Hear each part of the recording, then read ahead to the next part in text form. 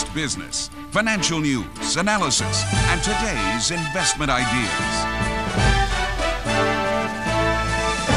Well, many families are having a hard time adjusting to the tough economy these days. Earlier, we spoke with America's money doctor, Scatigna'a, for some advice. He's also a certified financial planner. I started out by asking him how we can get back to the basics.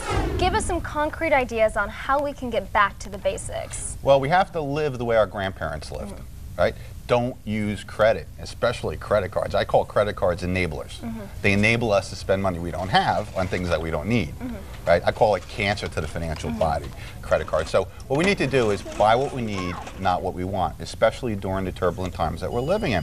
If we have credit card debt, pay it down. I mean, every extra dime you have to attack those credit cards. I mean, those interest rates are so astronomical right now. You can't even get 1% in the bank, but they'll charge you 25, sometimes 29% in the credit card. It's a disaster. Okay, what are 3 big mistakes that American families are making today?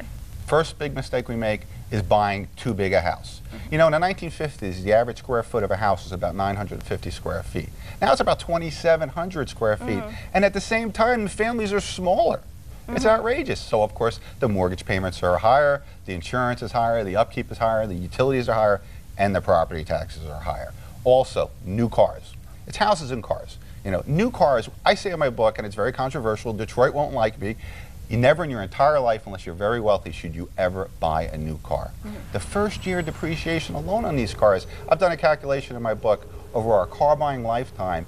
Just the first year depreciation, if we just invested that modestly, we'd have a $500,000 nest egg at retirement. Just from buying new cars. It's amazing. The way to do it, buy cars coming off lease, 2 or 3 years old. They have like 25,000 miles on it. They look new. Sometimes they smell new. Your friends won't even know it's new unless they looked at the odometer. Okay, so you've been a certified financial planner for more than 20 years. And you say that you don't think these rough economic times are over by a long shot. No, I think we have 5 to 10 years of very, very difficult times in this country. It's going to take many years to work off all this debt that's been built up. Look, we have record unemployment. We have record poverty right now. We have record foreclosures. The banking system is still shaky. This is not something that's just going to all of a sudden turn around, oh, we're in recovery, the recession's over, and we go back into prosperity. So what are you bracing yourself for in the next 5 to 10 years? Well, my big concern is that the federal government, the Federal Reserve, they are creating money at just astronomical levels, $1 trillion at a time. As a matter of fact, Goldman Sachs came out just recently and thinks the Federal Reserve is going to buy another $1 trillion worth of Treasury bonds. You can't just create money like that and not have an adverse effect, and that adverse effect is going to be twofold. It's going to be declining value of the U.S. dollar and inflation, and hopefully not, but maybe the dreaded hyperinflation. So you're not confident that the Federal Reserve can clamp down on inflation? That's what you're saying? No, I have absolutely no confidence in the Federal Reserve at all. I think the policies of the Federal Reserve right now are going to create a very bad inflation problem at best, a hyperinflation problem at worst. Then how do we protect ourselves from this? Well, we protect ourselves by having some hard assets.